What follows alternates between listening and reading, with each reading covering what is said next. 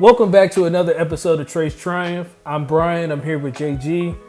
For full transparency, CT wanted to be here, but he's got to teach. He's got to teach classes in the morning, and we're doing this a little bit later than usual. So it's just gonna be me and JG tonight. But so just so everybody knows, this is our mock draft 3.0 draft recap. We did this draft Saturday, I want to say, so that we had time to be able to come together and recap before and get this out before the actual NFL draft. Before we start, just want to say make sure you like, comment, subscribe, and share with everybody you know. Help us, help us build this What's the Play family as we continue along. And so you can see more Trace Triumph episodes as well as we move towards the NBA season. All right, so we're gonna jump right into it.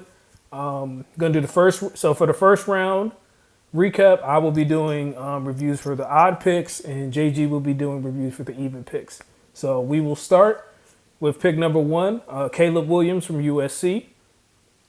I don't think this is really that big of a. This really needs too much explanation. I mean, ever since Justin Fields was traded from the Bears, everybody kind of knew that this was going to be the pick.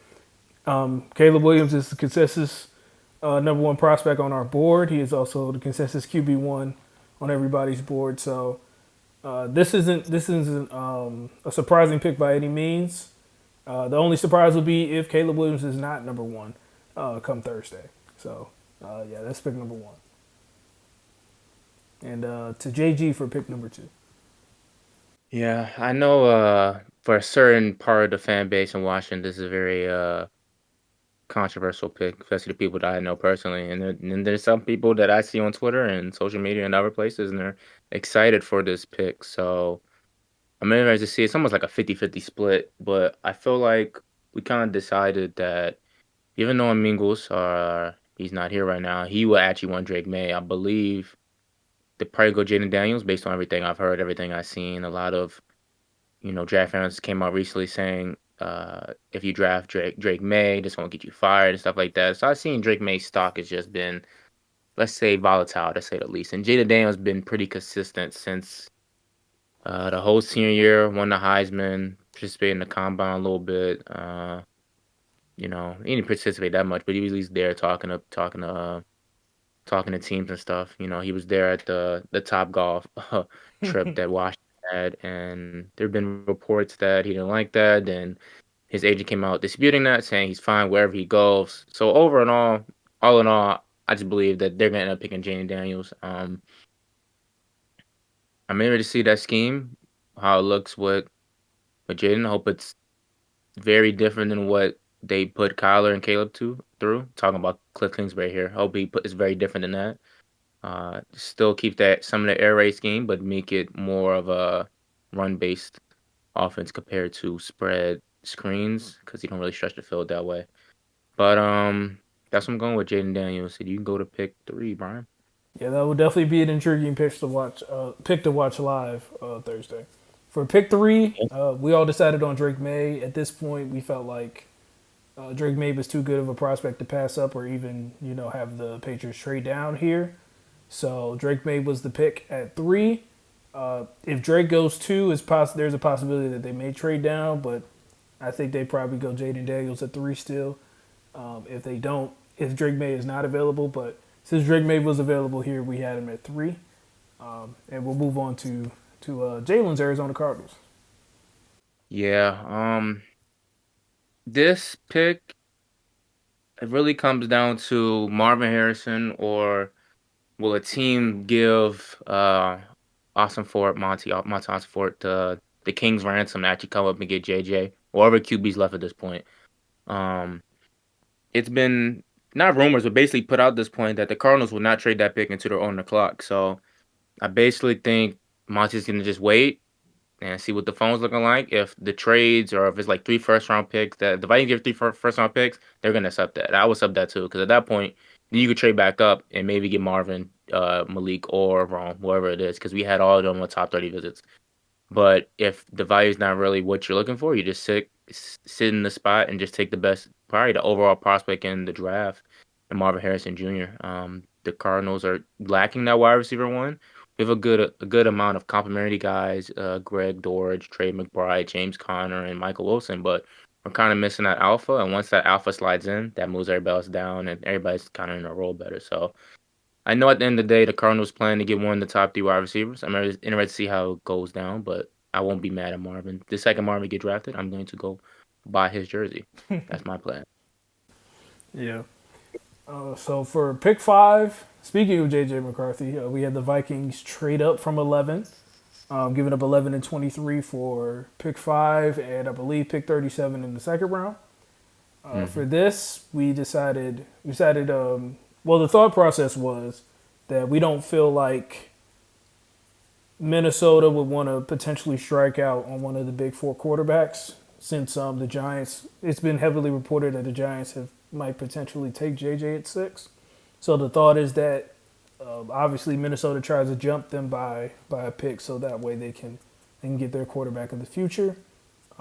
We've talked about at length this whole draft process about how JJ McCarthy kind of fits the kind of quarterback that Kevin O'Connell would probably want, just in terms Hmm. of his arm talent, his mobility, and just his overall processing of information. So and fitting within the West Coast scheme. So I think that JJ McCarthy at 5, that's not a crazy idea, considering what ended up happening at pick 11. But in terms of pick 5, or even potentially pick 4 if they're willing to trade the right amount with Arizona, we believe that the Minnesota Vikings will look to trade up at some point Thursday night. Yeah, I believe you don't get two first round picks in a trade with the Texans if you don't plan at some point to trade up and get your quarterback. I just don't believe they can go into the season with um Sam Darnold. I feel like enough teams have tried the Sam Darnold thing, and it's clearly just not something you can seriously have as a starting quarterback. And to go from Kirk Cousins to Sam Darnold would be demoralizing for not only the fan base, but also their future wide receiver one, probably the next 5 years, who hasn't gotten paid yet, Justin Jefferson. So you got to keep him happy. If he doesn't like what they're doing or what their plan is, he can always just request a trade. And at that point, teams will trade for Justin Jefferson because he's still young and basically one of the best, if not the best wide receiver in the league. So you got to keep him happy. You got to give him a quarterback, at least a future that he believes in, and that'd probably be JJ at this point. Have seen mocks where somehow they don't trade up and they're still able to get JJ at 11. Yeah, I just don't see that happening with teams like the Broncos and Raiders and even the Saints kind of still needing QBs too. You can't risk waiting that long and have one of the other teams trade up because both the Falcons and Bears are considered. Actually, you can really say the Titans too. They could trade down and just draft another tackle later. So it's a yeah, lot of teams that could trade up and just take JJ if they feel like it. So they had to kind of get aggressive at some point. They can't wait. absolutely. So pick 6, JG. Pick six, Malik Neighbors. This is straightforward. Almost straightforward as the Caleb Williams one. You kind of just take the best wide receiver that's available at this point, especially if there's no QBs left. If it's JJ is still here somehow, then that gets interesting to say at least as much as Brian probably doesn't want that, but it will get interesting to see. I believe they'll just take whatever the best QB slash wide receiver prospect is here. They need both, require both badly. They haven't had an explosive wide receiver since Odell left, and Odell left about 4 years ago. So yeah, they need a receiver like Malik bad. So that fits their need, and I like how he might fit into the offense. Yeah, definitely would appreciate a receiver over JJ McCarthy. Just gonna put that out there now. Pick 7, Joe Alt going to the Titans. I believe he got picked at 7 in each one of our mocks. So this is probably the most solidified pick outside of Caleb Williams at 1, just because we understand how much offensive line help the Titans have. So they go ahead and they take their franchise cornerstone left tackle for hopefully the next decade, as we said on the offensive line episode, and pair him up with Peter Skoronski, who hopefully becomes one of the better Pro Bowl guards in the league. So, and get more protection for Will Levis, which is the biggest thing right now that the Titans are trying to do. So they go ahead and take Joe All here at 7. Now, I will say, if the Chargers do keep their pick and they take Joe Alt at 5, then it may make things interesting at 7. Because, I mean, you probably could take Olu, but they could also look receiver, depending on how they feel about that. So that's another thing to potentially look at if Joe Alt isn't available at 7. Yeah, I agree. We seen Will Levis towards the end of the season just get bodied as soon as he hiked the ball. So just trying to get more talent. I'm sure this won't be the only alignment at the Titans draft. They need a lot of talent in that room, and Joel Alt, probably one of the best tackle prospects in years. Right next to Penei Sewell, probably. And once you get a tackle like that, you see that I work for the Lions over time. So get a tackle like that in your room, you build it out, and then you can have a reliable protection, not only to protect your quarterback, but also properly evaluate. Because you couldn't evaluate Will Levis last year. It got to a point where he either made a deep pass to somebody or he was getting suplex in the backfield. So you got to give him some time to actually see what he can do. Dallas Turner. I feel like we all agree at this point that the Falcons need edge rush, as they needed edge rush probably since Is John Abraham too Zeke early? Beasley. You said Uh, who? I said John Abraham, but yeah, Vic Beasley. I'm talking No, about. probably John Abraham is the last real pass rusher. And it's been John Abraham been there so long. He was a Cardinal in 2015. He didn't go back to the Falcons after that. So that should tell you how long ago it's been. So they need like a legitimate edge rush, and they've been trying like stop gaps and secondary or maybe third tier edge rushers. They need an actual primary guy, and I believe Dallas Turner could be that guy. Either him or Latu, but based on what I've seen from Raheem Morris using his edges, he like his edges to drop in coverage a lot. So I know Dallas Turner has history doing that, just being in the Alabama defense. Latu didn't do a lot of that. So I'm just based on athletic profile and their ability to kind of play coverage if needed. I'm gonna go with Dallas Turner, but I wouldn't be surprised a lot too. They just need an edge rusher overall. So they have two options. I've also seen them. God forbid. I also seen people say that they could take Rome. If they go four straight drafts taking skill position players, then at that point they get what they deserve in the playoffs when they get blown off the field because they have no defense. So that's what. So I'm gonna Yeah, go unless with Grady Dallas. Jarrett turns into Super Bowl 50, Grady Jarrett just terrorizes offensive linemen. I thought Grady Jarrett retired, but somehow he's still on that team, man. Man, yeah, Calais Campbell and Grady Jarrett in their interior last year. Yeah, Isn't that insane? Old insane. ass. Yeah. Uh, yeah. I'm about to say, as JG kind of alluded to, Latu has been seen as has been rising steadily, at least within Vegas odds, as like the potential pick at 8. So either way, if either of those edge rushers we expect to be taken at 8, uh, which moves us to number 9, and the guy that JG just brought up in Romo Dunze.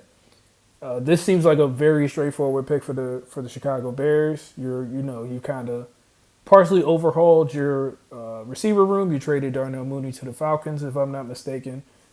Obviously, you already had DJ Moore in the trade that you got last year when the Panthers gave you everything for Bryce Young, and now you have a chance to capitalize with potentially Caleb Williams, and then your own pick with Romo Dunze.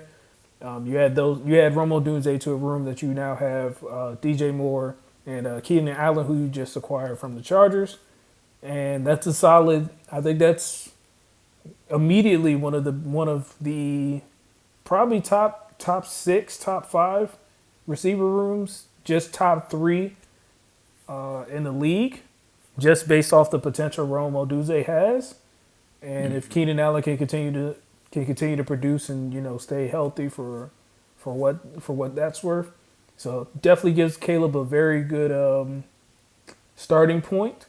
And then at that Mm-hmm. point, I think if you're able to get Caleb at 1 and Rome at 9, I think the rest of your draft, because I think you only have like 3 other picks. I think after that, you're probably just looking to bolster your offensive line going into the next season.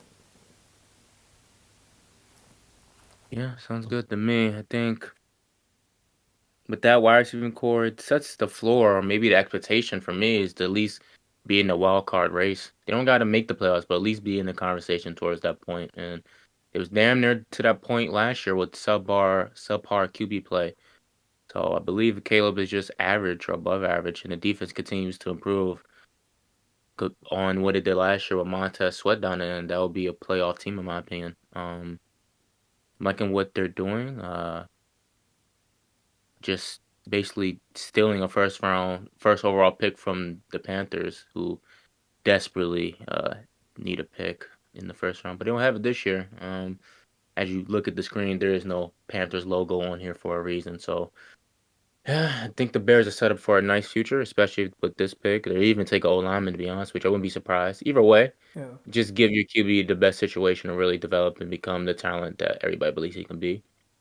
Um, if you see me looking up, I'm watching the Knicks 76ers game, and the B just made a tough jump shot and won. It's a 3-point game. But Yeah. I was now we're just on pick saying this. 10. Were you What you about to about go to to say? 10, JG? Yeah, I'm about to go 10. Oh, Who's you my about? fault. Who you I was about? just gonna say real quick, and that would pick your room would also set up Caleb to become the first 4,000 yard passer for the Chicago Bears. Oh, I think he does that even without room. I mean, 4,000 yards nowadays. That's if he plays, of course, is assuming health, which is hard to do for NFL. But the way Caleb plays, I rarely seen him get hurt, and he has good sack avoidance from what I've seen. So I think he's smart enough to stay upright. If he stays healthy, I believe he'll coast to 4,000 yards. 4,000 yards is not that hard when you're at least an average, above average quarterback. The Especially Bears with is that just not extra having. game. Would you say? Said especially with that extra game. Exactly. And Bears fans wanted to keep Fields for some reason, even on they must have not seen his stats or his play over the last few years. I think they just watch highlights and call it a day. Well, they'll see a real QB real soon. Pick number 10. I think this it was straightforward from us. The Jets. As much as it would have been cool to put Brock Bowers here, I just don't see how you can let Aaron Rodgers go out there with bad protection when you just seen him get hurt literally on the first drive of the season last year. You cannot put your QB in that situation again. I've seen him throw to Garrett Wilson recently, and you can just see the difference in like muscle size in both legs. Because of course, when you tear your Achilles, you can't work out on one leg, so he's already basically playing on one leg technically. You need to protect him as much as you can. He's what, 39? I want to say now, if not basically 40 at this point. Let me double check that Yeah. though. Hold on. I don't want to misquote his age. He called me fake news. Damn, he's 40. He'll be 41 this December. So you gotta protect him. That's your only chance of making the Super Bowl. You trade away your first round pick from in the 20 draft.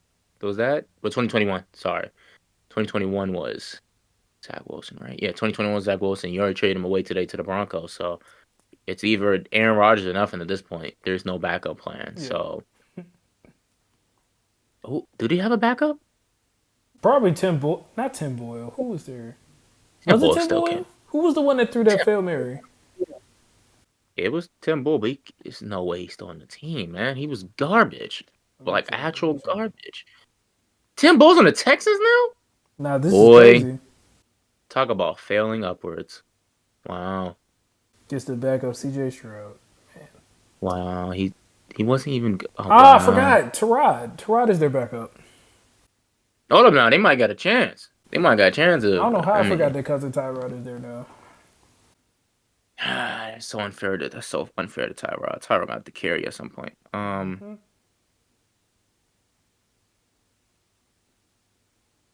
Yeah, but But yeah, what was I about to say? Yeah, need to protect him. This is probably the best option, I believe.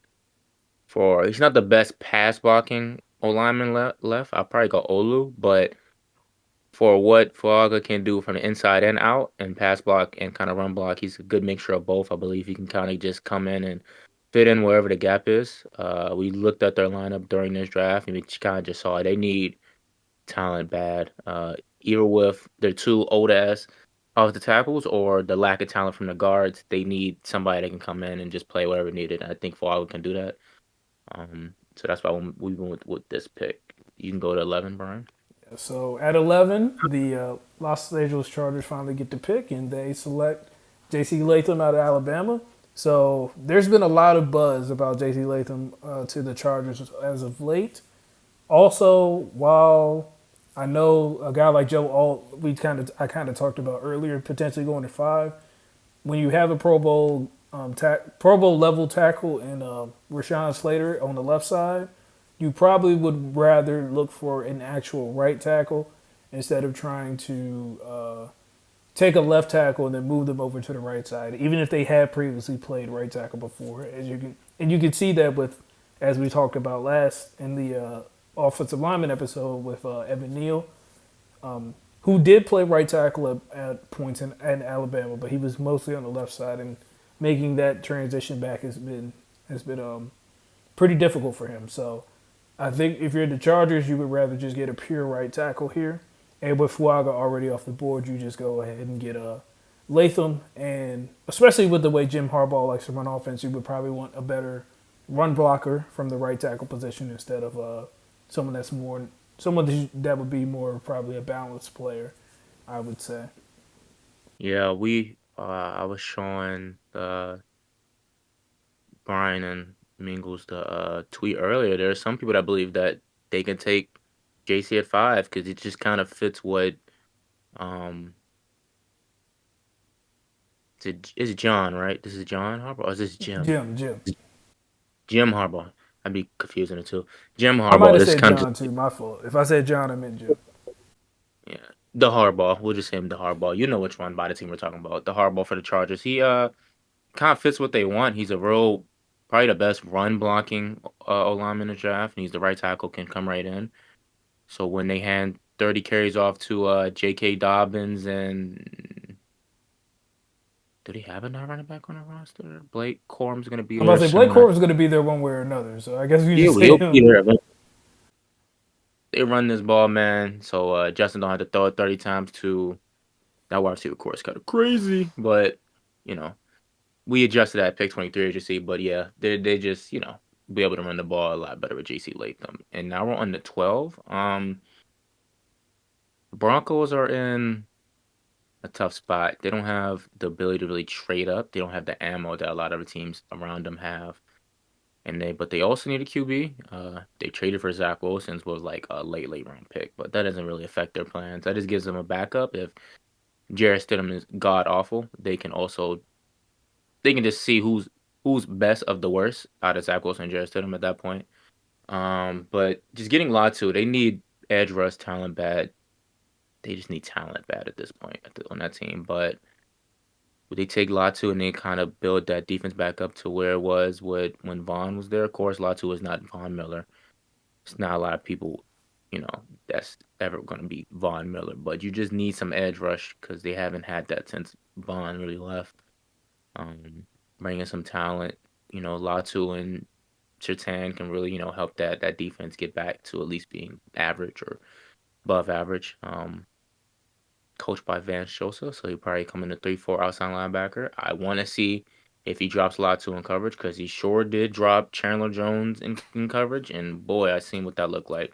I seen Chandler Jones cover Raheem Morris on an angle route, and you can imagine how that looked because it was the game-winning touchdown basically for the 49ers. So I can't wait to see what this looks like. But from a talent standpoint and a pass running standpoint, Latu is exactly what the Broncos need, in my opinion, at this spot.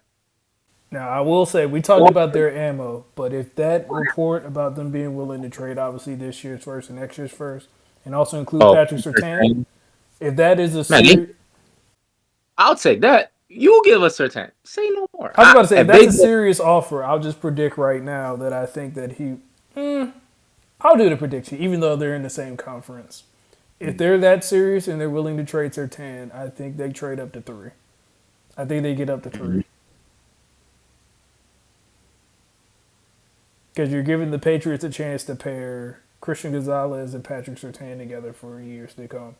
And I think the Patriots I feel like they would prefer to do that and probably roll the dice at quarterback for at least a year maybe if they don't feel like trading back up to probably go get McCarthy or somebody like that. I could see that being the move. Now, the more likely situation if that's the case is probably 4, but that's just That's just going to be my prediction if they're serious about that trade package in particular, going forward. All right, so we will move to 13.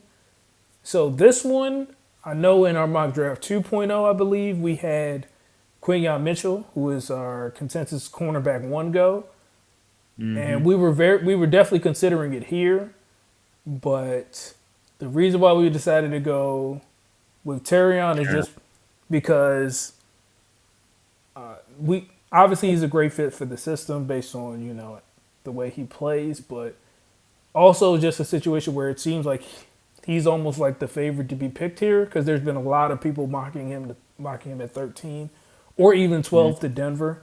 So I think just based on that and based on it almost feeling like a consensus pick, it felt, at least to me, it felt like Terrion Arnold would be more likely to be the pick here than Quinyon Mitchell, even though we believe that Quinyon Mitchell would still be good for their defense. And it, of course, again, is our consensus corner one. So that's Also, 13. it seems like a Raiders pick. They love these SEC big college type talents, as we've seen them do with Alabama multiple times now. He just kind of fits what they've done in the past and what they need. Uh, can really come in and make that defense even better if Tyree Wilson takes a step, quotation marks step as a pass rusher. He's still big and strong, so he'll be a decent edge setter, edge rusher. But I mean, as an ed in the run game. But if he takes the step as a pass rusher, really help Max Crosby and dude from the Dolphins that they got. I'm blanking on his name. D tackle. Oh, Christian Wilkins. Um, Christian Wilkins. Christian Wilkins. Yes, if that defense getting better with Terran Arnold, then you're talking potentially a top 10, top 8, if not top 5 defense, because they was basically top 10 down the stretch last year. Once blank on his name again. Raiders head coach. Antonio Pierce. Once Tony Pierce take over, they really stepped up as a defense. Even when they had the same talent in the room, I just think they really did not like. Josh McDaniels. Yeah, nobody. I guess nobody would like him. Nobody liked him in multiple spots now, but somehow he keeps getting chances. So what is he doing now? Let me look this up. That's a As great you question because I'm sure he's probably not with the Patriots right now. So am I the next pick? Yes. Olu. This is straightforward. Word in the street that Ryan Ramczyk might not play football again. In their left tackle spot, they blew that pick on what was it? What's his name? Trevor? Trevor Penning. Trevor Penning. Yeah. Trevor Penning? Yeah. Basically a bust, doo doo garbage. So they have extreme need a tackle at this point, and they got to draft one in my opinion, at this point. If they basically committed to Derek Carr. Um, Committing to Derek Carr in the year of our Lord 2024 is a little crazy to me, but the Saints do things that most teams don't do, and here they are just refusing to really hit the rebuild button. And Olave don't deserve this, but you know he got to deal with it for now until he get paid what he deserves. But Olu's gonna come in and probably be the left tackle. Maybe make Trevor Penning a guard or something, whatever that man can do. But I'm liking what I see from Olu in this offense. Praying for Marshawn Lattimore and Chris Olave at this time. You can go to 15, Brian. Yeah, that Quinyon would Mitchell. probably be the move, especially since Derek Carr has a 4-year deal. With the Colts, we were considering a pass catcher, whether it was Brock Bowers or even A.D. Mitchell or Brian Thomas, as you can see on the board. But we decided to go corner here because that is kind of a need, even though they re-signed Kenny Moore, and Quinyon Mitchell would be a great guy to have on the outside for any team, but definitely for Indy. And again, kind of like the Terrion Arnold pick, it seems like a lot of people are mocking Quinyon to Indianapolis at 15. So that just again this I forgot to say this earlier, but for this draft, we were We trying to did be more predict. predictive than more so what we felt like we would do.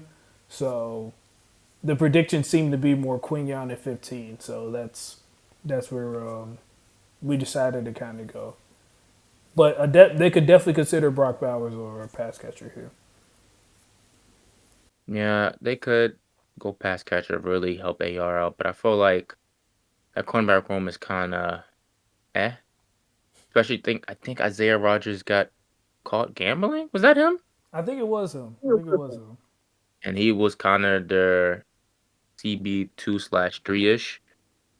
He could be considered a 3, but he played in the outside a lot because Kenny Moore played in the slot, and he's really their CB1 technically. So, and as of today, his reinstatement case is still going on. So, Isaiah's with the Eagles now. yeah, I think they cut him after he got suspended. Yeah, So, I'm curious now. Colts are lads. Who is their cornerback room now? I I think know they Julius got. Brents is still on the team. I think that's the only guy I know. Yeah, they drafted Julius Brents, right? He's their starter now. Okay, okay, Julius and Dallas Flowers. I have no clue who that is. Never heard that name. There's some names I don't know here. So at that point, when there's names I don't know, and I'll watch and watch football, play Madden religiously. If I don't know the Exactly. name, Yep. that's a problem. So yeah, they need a cornerback depth bad, cornerback talent, and when you have him and Kenny Moore, I think that's just a really good 1-2 combo at corner. Um, damn, the Knicks about to lose.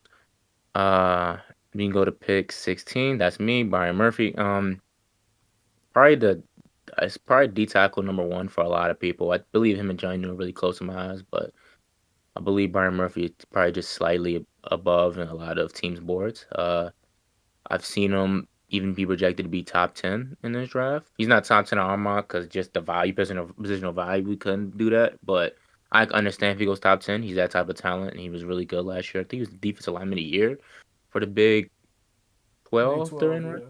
Or they in the SEC now. Is that next year in SEC? Next year's the SEC. They were the Big 12 this Okay, year. Big 12, Big Yeah. 12. So yeah, defensive lineman of the year for Big 12, and he's elite talent. Him and Sweat kind of just basically carried that defense for a lot last year and just made it difficult for QBs.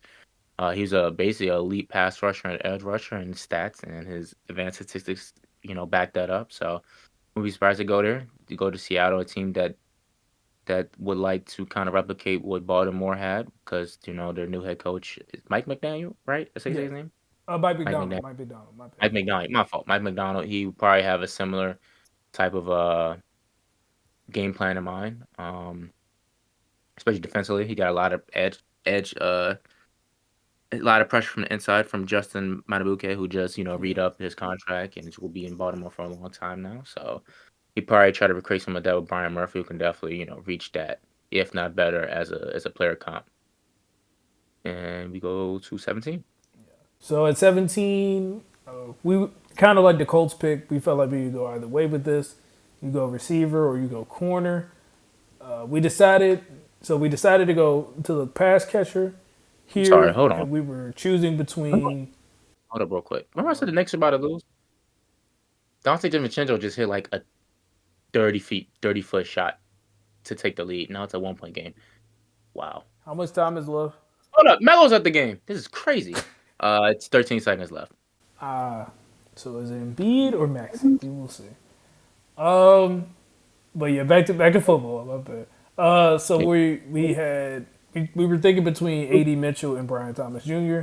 And we decided to go with AD Mitchell because we felt obviously one, you're replacing you're trying to replace Calvin Ridley, but two, they signed Gabe Davis, so you kind of didn't. And we felt like if you draft Brian Thomas Jr., you're kind of like you got kind of almost like two of the same receivers, so we wanted a little bit more. Feel like you need a little bit more variety in that receiver room and to help Trevor Lawrence out so he can have a guy to look to go to in certain situations. And so we decided to go AD Mitchell at 17. Yeah, I believe when you build a wide receiver room of Christian Kirk, and I love Christian Kirk as a Cardinals fan, but he's been known to be better in the slot. He can play a little outside, but he's been better in the slot. And Gabe Davis, who is a wide receiver in the NFL, He's a so guy. he's a guy. He's definitely a guy, and they paid him like he's more than a guy. They'll find out real soon what he is. I just feel bad for Trevor Lawrence. He don't deserve this. I looked at his tape this season and to see what can the Jaguars kind of do better, and it's a lot that went down wasn't on him. It was a lot of play calling. I believe the offensive coordinator is the offensive coordinator still there? Is Press Taylor still there? I know we had some fantasy football people that was cursing on Press Taylor's name, and he's still the offensive coordinator. Who's cursing on Press Taylor's name because he didn't know how to use Calvin really well and some other people, and he will continue to not use them well probably at this point. So Trevor's gonna have to really just cook. But giving AD Mitchell to Trevor really gives him a chance to really do something. Um, mm, mm, mm. Really give him a chance to do something in that offense. I think AD Mitchell can eventually be that X for that offense. Then Christian Kirk be the Z and yeah, X. Yeah, Christian Kirk be the is that the Yeah, I Z? And guess you then want Chris to be the Gabe Z, Davis be the either the Y Y. or the Z. And Gabe Davis be the Y.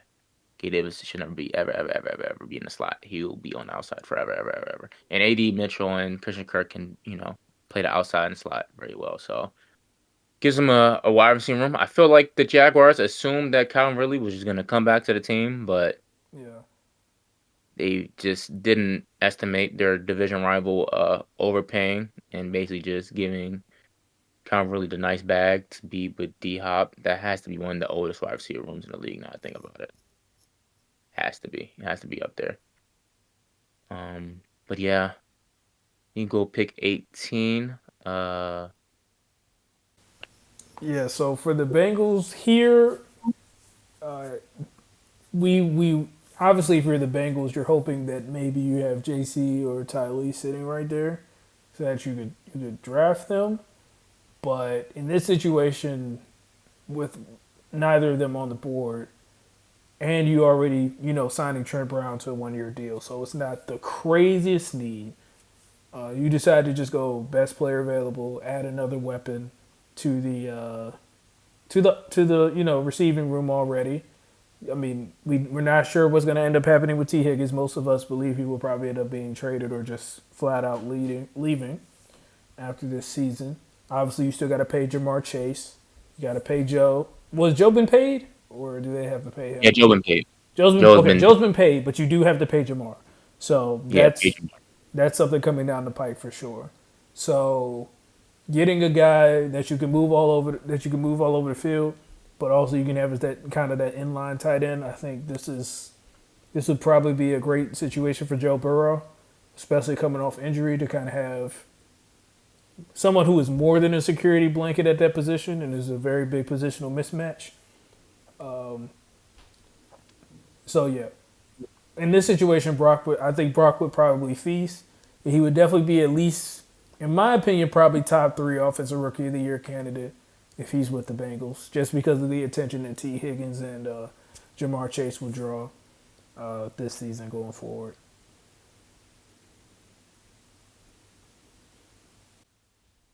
Yeah. Brock Bowers comes in and finally gives Joe a real tight end. They've had some fake talented tight ends before. Irv Smith, garbage. They can just come in and really be a real tight end for this and potential one of the best tight ends in the league as a pass catcher. He probably not be a run blocker that a lot of the other tight ends are. He'll be more of a I'm gonna say Travis Kelce, but he won't be Travis Kelce. More of a Kelce, more Darren Waller type, more of a Yeah. pass catching focus than a mix of both, like Kittle or maybe Trey McBride or Sam Laporta. But Barbar's come in as a pass catching weapon, as what he would be described as. It's just he's on another level, and that can really help Joe in this offense. Hopefully, he stays healthy this season. Next we got Johnny Newton. I feel like this one's kind of obvious. They lost Aaron Donald. They need a new D tackle to really not replace him because there's no replacing Aaron Donald, but to at least give some type of presence in the middle. And I believe Johnny Newton can definitely give more than a presence. He was right up there. Byron Murphy is one of the best D tackles in this draft, and he just kind of comes in and helped his team with what they need. I got no more analysis in that. It's pretty straightforward. Okay. You can take 20 because I jumped the gun and did 18. So You say you want me to do 20 right now? yeah, you can do 20 because I Okay. jumped the gun and did 18. Oh no, you good. 20 straight. Also, kind of not straightforward, but they had Patch Pearson on the outside last year. Patch Pearson ended up playing safety at the end of the season, so that should kind of tell you how that went. I think we all kind of agree among us that they will draft a corner. We can't assume which corner, but my guess, based on the Steelers, it's almost like the Heat way at this point, but Steelers culture, Kubanagin kind of fits that by a lot. He's a real aggressive. He play a little press. He can play low. He can play a lot of zone. He can play in safety. He can kind of move around the defense and just give a physical presence that a lot of other safeties down here kind of can't. I believe it's either going to be Cooper or Kool-Aid. I doubt it'll be Nate Wiggins, and Nate Wiggins is about 170 pounds in real life, 185 pounds on that fake scale that he had at his pro day. So, I believe that Cooper DeJean kind of fits in as a nice outside or slot corner in their system because right now the other corner is Dante Jackson, and I'm smart enough not to believe that. I just don't believe it. But if Dante Jackson somehow wins the outside corner job, uh, then Cooper Jean can play the slot because he can play the slot. And if somehow he can't play the slot, he can play the safety next to Minka. Anything is possible, really. A lot of spots he can fill. They could have three safeties. They could have Deshaun Elliott, Minka, and Cooper DeJean on the field. It's possible if they consider Cooper a safety. So wherever they feel like there's a gap in their secondary, they can use Cooper, and that's kind of what they need. Because they already had the pass talent with Alex Highsmith and T.J. Watt. So still got Cameron Hayward. The defense is still really talented. They just kind of need that. It wouldn't shock me just to add that they might get a receiver because they traded away Deontay Yeah, Deontay Johnson.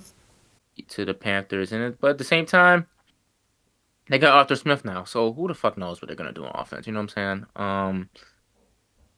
And not only that, Arthur Smith, new offensive coordinator, they also got new quarterbacks, two new quarterbacks with Justin Fields and Russell Wilson. So I have no clue how to project that offense and what to even add to that. So I stick to the defense, knowing that their defense will be at least predictable. Let me go to Yeah, the and I Dolphins. don't think, and I think you can still wait to, and I think when we talked about this Saturday, I think Jalen, I think you were pushing potentially for them to take a wide receiver here, but I think we both, I know at least I said they might potentially wait till the second round to take a receiver just because they could, just because there's enough depth in this class. So we were thinking that might be a situation. Pick 21, we decided to go with Troy Fautanu out of Washington. He went to Washington. So for Troy, we decided to go there because we feel that Miami's most likely going to look interior offensive line since they lost both Connor Williams Marvel. and Robert Hunt. Thank you, Robert Hunt. So it came down to Troy and JPJ, and the consensus has been that Troy's the better interior offensive lineman than JPJ for us. So we decided Troy would probably be the better move, especially since they might look more guard than center, since they did bring in, I believe Aaron Brewer's his name from the Titans to potentially be their center. So we felt that Troy Fontana would be the better choice, especially since he may have the ability to kick back outside if necessary, even though he's projected to be a guard at the next level. Correct. Um, Next is the Eagles, and Hold on, this JP. one's kind of straightforward based on scheme and what the Eagles need. They've been having a lot of Vic Fangio disciples in the past, Jonathan Gannon being one of them. And when Jonathan Gannon was there, they had one of the best defense in the league his last season, basically top five in almost a lot of defensive statistics, especially on as a pass rusher. And both his corners became all pros. And then once Jonathan Gannon left, James Barry became ass in one season, and Darius Slay was eh. So I think you just need to get more talent in that cornerback room. They've tried a lot of late round picks from big colleges, and it really hasn't worked. But you need a first round corner, and Nate Wiggins is that first round corner with a ridiculous athletic profile. And if he stays healthy this season, which he should, if he puts on some weight, he'll be pretty much a dog for them in that Vic Fangio scheme, which doesn't require you to really press man, but more so you're in a zone and you just carry based on what the route concepts are. Now, based on what I've seen, I believe Nate Wiggins is not only smart enough, he's also fast enough to kind of read and react to a lot of things that's going on from an offensive concept side. So, with Vic Fangio coaching Nate Wiggins and Darius Slay, I think the ceiling is limitless for that secondary. Maybe let's see what it looked like. Don't they have is that them that picked him up, or was that a different team? Hold on. Before I say something crazy and I look crazy. For which position? Safety. Yes, they got Garner Yeah, they Johnson got back. CJ back. They got CJ. Yeah. DJ back, so they can have Vontae Monix so that he could be in the slot. Or James Bradbury. If somehow James Bradbury finds his old form, he could still be outside and let Nate Wiggins play the slot or let Nate Wiggins develop. Either way, they have a chance to let, Nate Wiggins either start or develop over time. It's really what the team needs at corner because once James Bradbury contract is done, he is gone. They is not keeping him. And yeah, that's why we made that pick. You can go next, but 23. Yeah. So as Jalen talked about earlier, the Chargers addressed their receiver need with Brian Thomas Jr. here at 23. Obviously, as we talked about before, Keenan Allen is now a Chicago Bear after being traded. Also, Mike Williams, who was their other primary outside wide receiver, was signed a deal with the New York Jets during free agency. So now at this point, it's Quentin Johnston, Josh Palmer, and I'm not sure who else their other receivers are. So that was their receiver room right now.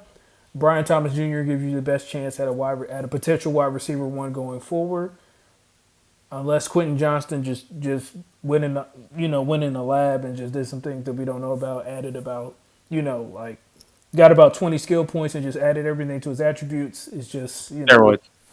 Steroids. Only thing that's gonna help him because that boy is buns. yeah, Buns.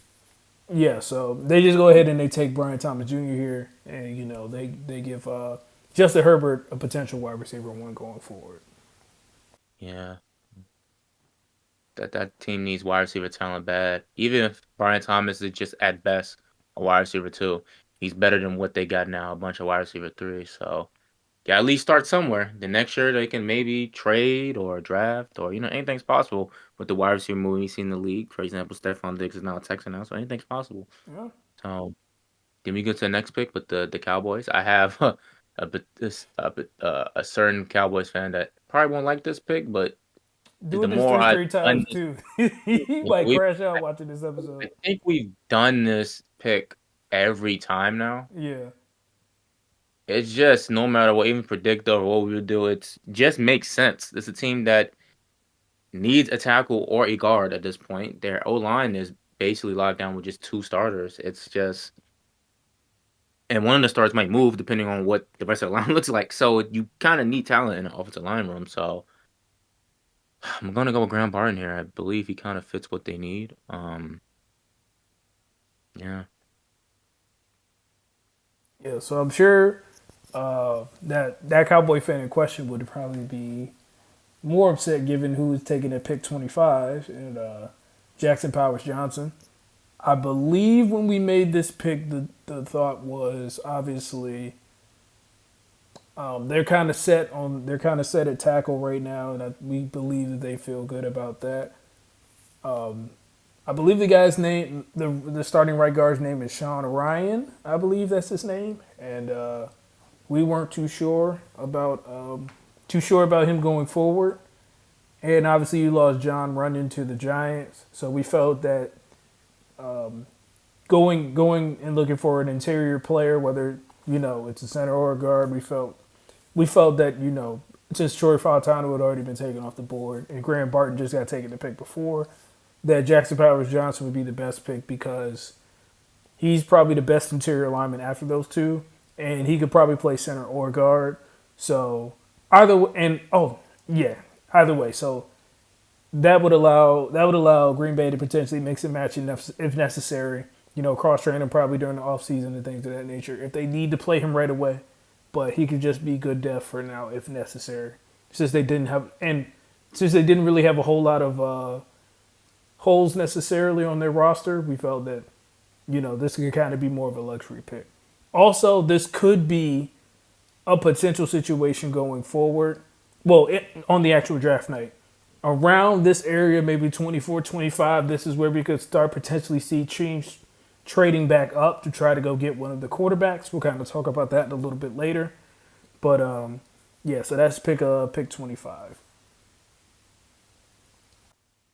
Yeah, I think kind of fills in what they need. The Packers are kind of known at this point for not really valuing wide receivers high, so I know they want to draft any receivers that's kind of left. They don't really need cornerback help that bad. Cooper DeJean was here, I think they drafted him, but since he's not, I don't think they would draft a corner. And with Jordan Love, his contract's coming soon. If you can get cheap, good offensive line talent, I think that helps a lot. So, yeah, and Josh Myers can either kick the guard, he'd be a backup.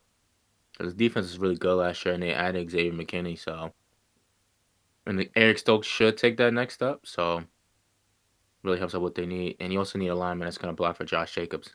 Josh Jacobs is a Packer. It's so crazy to say, but Yeah, yeah. man. Replace Aaron Jones with Josh Jacobs. That's gonna be interesting. Also, Yeah, I'm drafting Josh Jacobs. yeah. Also, I don't think we'll talk about this later, but we ended up taking I think Tyler Dubin at 41 for the Packers. So Hmm. we did believe that safety is still a need, even though they took Xavier McKinney, but we just felt like 25 was a little too rich to take a safety given the positional versatility. Correct. And City's is not valued that high. They gotta be special, like Derwin James or something like that, or Derwin Minka, I'm Kyle forgetting one. Hold Hamilton on, a couple years ago. Kyle Hamilton. That's one. Kyle Hamilton. It's you gotta be that special, and there's some good safeties in the class, but nobody's that special. Be drafted high. Even corners like Buda and Tyron and stuff like that, they didn't get drafted like second, third round. So yeah, Tyler Newman's probably the right spot for them in the second round at like 41. Then we got Florida State making it easy for Jerry Verse to move in. He'd be already in the state. Just gotta drive a few miles over and be in Tampa. But also, it kind of fits what the Packers need. Not the Packers, what the Bucks need. They let go of Shaq Barrett. Shaq Barrett. They're a long time, not a long time, but he's been there for when they was in the Super Bowl and stuff like that as their primary one edge rusher. Now they're kind of not lacking at edge depth because they've drafted some recently, but they still need a real edge to go off with Vita Vea and how you say Collegia Cansey or Oh, Kalijah Kancey, I believe is how Elijah you Cansey? pronounce My it. fault. Elijah Cansey. And I don't think they believe in Joe Tyrant and Yaya Dibby Dab much. So they're gonna need an actual edge rusher. So they can go with Jervis come right in, be the edge rusher that he need, and that blitz heavy scheme that Todd Bowles has been running for almost for a decade now, and he can come right in and be that. He'll have a lot of 1-on-ones in that scheme. He just got to win them and be he's powerful, strong, come off the edge and really win them blocks, and win them pass rush reps. Yeah. That'd be the biggest thing between potentially being an early down guy and a three down guy early in his career. So we'll definitely see how that pans out. We will move to pick 27. Do you want to take this one away, JG, or do you want me to? So, yeah, straightforward. Team the Cardinals lacking a lot of talent, and one of the places they're lacking talent is corner. I believe we have some corners that we believe in to develop to at least be good rotational or starter players, but nobody that we have that's really believed to be top tier talent. And I believe if Kool-Aid can come in and him and the guy that we drafted from the not drafted, but got from the Titans, but he was on the Bucks before himself actually. Not Murphy Bunton or Yeah, Sean Murphy Button. He's the one. We got him on the team now. We believe that he could be the one to at least develop to be a starting outside corner. If we get Kool-Aid, then we have two starting outside corners for the next 2 to 3 years, and that could really help what Gannon wants to do with the defense. Gannon, of course, made James Bradbury an All-Pro. So I believe anybody if Jonathan believes in him.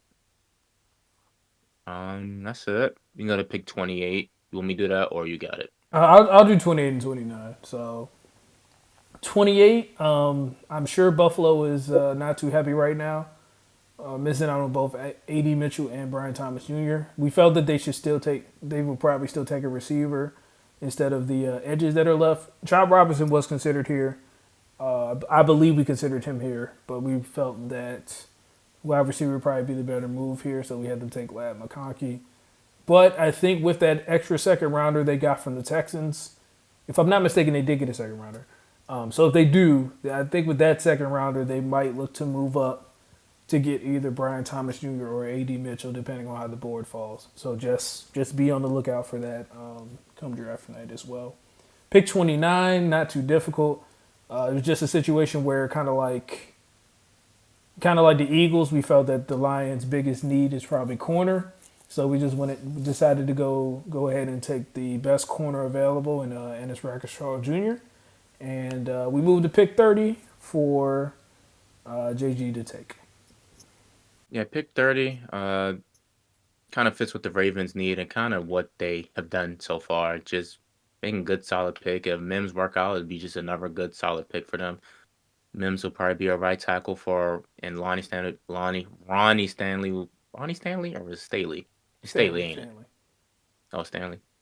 Yeah. He can continue to be the left tackle and really have two bookend tackles for Lamar as his contract kicks in and he really gets paid a lot of money. It won't be as easy to really build the O line out. It's just good O linemen don't really hit the market like that because everybody understands how valuable O linemen are. So understands how valuable O linemen are. So Mims comes in, be either a right tackle of the future or right tackle now, depending how good he is at camp, how hefty he is. Of course, he has injury concerns that kind of stopped from being reach his potential already. Um, yeah, then we can go to 31. Okay, so after I don't know why I said it that loud. After Chase Young left in free agency to the New Orleans Saints, and them bringing in Leonard Floyd, we felt that Job Robinson would still be a good pick here because he can be used early as a developmental pass rusher. Continue to work on his moves. Make sure he works on using his hands a little bit more and things of that nature. So he can come in right away as a situational pass rusher. Kind of learn, kind of get to work with Nick Bosa and other guys because I don't believe that Leonard Floyd will probably be there more than maybe 2 years tops, especially if they do draft a guy like Chop and they feel that he's ready.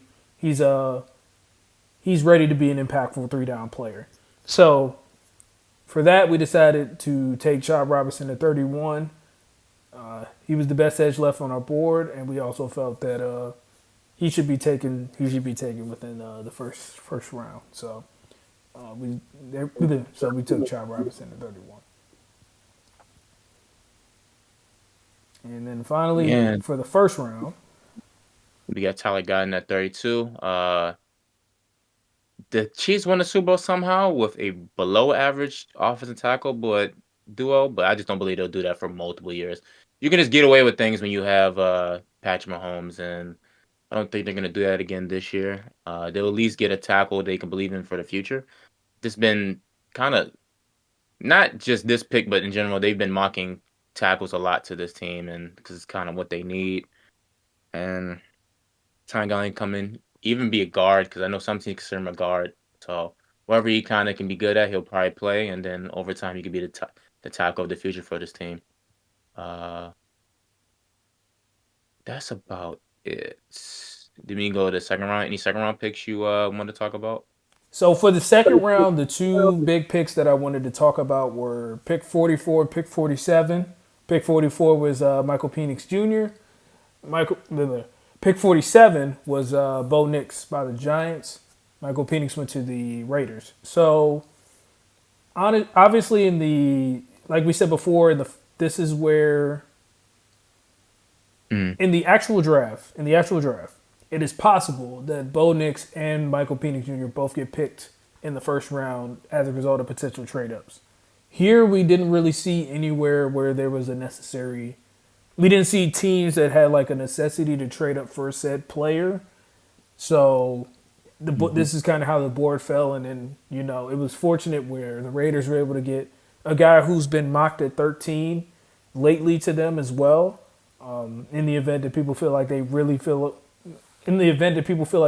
going to take a quarterback, and a guy in Bo Nix who we had, I believe, picked 12 in our last draft with the Denver Broncos. So if you're the Raiders in this situation, I think you feel very fortunate. You walk away with a potential cornerback, lockdown cornerback of the future, and a potential quarterback one going forward who can probably sit for now behind Gardner Minshew and Aiden O'Connell. I know that's not the most encouraging quarterback room ever, but I think that's enough to get you through a year and Just allow enough to Michael Penix sell Jr. to. enough to sell tickets in that stadium, I tell you that. That's all that matters in the day for that team. They need to sell them tickets for that brand new stadium. Yeah, that's definitely the biggest thing. And then obviously for the Giants, you don't go quarterback at 6, and you're still able to find a guy at 47.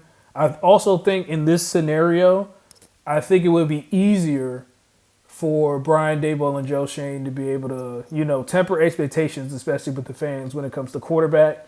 So you could come out and say that he will compete for the job during camp and stuff, but obviously, most likely, Drew Block becomes your bridge quarterback. If you are completely concerned, obviously, about Daniel Jones getting hurt, because again, if he gets hurt, his money is guaranteed for 2025, and then you can't move on from him as easily as you would have planned to if if this doesn't become guaranteed, because then the rest of his money is no longer guaranteed if he doesn't get injured. So Correct. so I think it would be more palatable to tell the fans in this situation, because I think the fans would go, okay, we can look at Drew Lock, we can wait for Bo Nix for a year. Hopefully, with that year time, he adjusts to the league. He kind of understands how to prepare, and he starts to see some things, and he's able to hit the ground running, especially since he won't have that 5th year option under this ideal. That's probably why both quarterbacks, you may see teams trading up, because they want to get that 5th year, especially if they're going to make them sit 1 year, kind of like the Chiefs with Patrick Mahomes, or even like the Packers that they've done twice now with both Aaron Rodgers and Jordan Love sitting for 2 years. But of course, they still had that 5th year option, so they've been fortunate to be able to have an extra year after the fact, even though they had them both sit 2 years. So those were the two big picks I wanted to talk about. Do you have any favorite picks in the second round here, Jalen? Yeah, it's a few wide receivers I would like to point out. Troy Franklin to the Falcons, because I believe even though we didn't draft wide receiver for one, I still think they want more wide receiver talent to make the best of Kirk Cousins' contract. Also, Keon Coleman to the Colts, and then we have Roman Wilson to the Eagles, and Xavier Worthy to the Steelers. Just overall, all these teams that we didn't draft wide receivers for in the first round. Its wide receiver class is so deep and so many players. We'll believe they'll draft some at some point to really play the inside for a lot of these teams, especially teams that either traded away or lost receivers in over the course of the offseason. Then the Cowboys getting Jonathan Brooks as their running back of the future, because they lost Zeke and they still need a running back, of course. That's the main two I think I really wanted to talk about. Yeah, everything else is kind of straightforward, but those are the mains I want to talk about, the receivers that were left. Because, such a deep receiver class. Yeah. That's about it for me. I have nothing else. So I agree there. Also, want to throw in Ricky Pearsall, who went at 34. Who's another guy in that receiver class. My favorite pick, I would probably say for this, was probably Kamari Lassiter at 33. He's the guy that I would like to see the Giants take. Most likely, if we still at 39, even though we traded that for Brian Burns, which I definitely don't regret. But if Kamari's somehow there at 47, or they trade up to say like maybe 42, and he's sitting there, like I'd love to see that. But Kamari Lassiter, put him on the opposite side of Jason Horn. I think he can be a immediate impact corner two, and potentially help Carolina secondary for years to come, especially after they just moved Dante Jackson in that aforementioned Deontay Johnson trade that we made before. Yep. Okay, so I believe JG said he's okay. Everything. Any last thoughts on this mock draft as we get ready for Thursday? No, I'm just praying everybody kind of gets what they want. I feel bad for Commanders fans, 'cause I feel like they're not going to get what they want. But overall, I'm liking what I see for this mock draft and what it can be. Hopefully, my goal here is to at least get a few of these right. Um, At least, it's going to sound like a low number, but once the draft starts and you see how many mock drafts end up being right, you understand why the number's so low. I'm just hoping at least outside of K. Williams, hope we get 4 more or 5 more picks right. Because once you get like a pick wrong, it messes up the rest of the picks too. So it's really hard to really have a real accurate mock draft. We want to at least get a lot of positions correct. That's really our goal here. Yeah, so we will unveil the scoring system most likely when the time comes, and on our draft or Recap. on our final draft review episode. Yeah. Also, I think I'm gonna try to co-sign JJ. I was gonna say hopefully 8 first-round picks we get correct, but I'll just say 5 for now. Hopefully, 3 in the second round mock that we did, and it's a two round mock. Hopefully, we get 3 in the second, 5 in the first at the worst. But yeah, hopefully it might be a whole lot of movement. We'll see. Maybe it might just be the one trade that we had that we thought that everybody's been thinking about for the quarterback, and then maybe everything just settles from there. But obviously, got to tune in to find out. This has been another episode of Trace Triumph. I'd like to thank JG for taking the time to come out again. Obviously, we wish we could have had CT, but we're recording this a little bit later than we usually do, so it just had to be the two of us tonight. Thank you to everybody who's watching on YouTube or is listening through Apple Podcasts or Spotify. For the people on Spotify, we are trying to be a little bit more interactive on there, so there are polls and there are potential Q&As for each episode that we try to do. So if you want to, feel free to respond. Feel free to let us know some things. Also, and obviously on the YouTube side, feel free to comment anything that you might want us to talk about. If you want our full mock draft, like graphics and everything, let us know that in the comments too. You can also hit us on the socials. We'll try to get all that together. And yeah, that's it. So this has been another episode. We'd like to thank you all for watching, and stay tuned for the next play.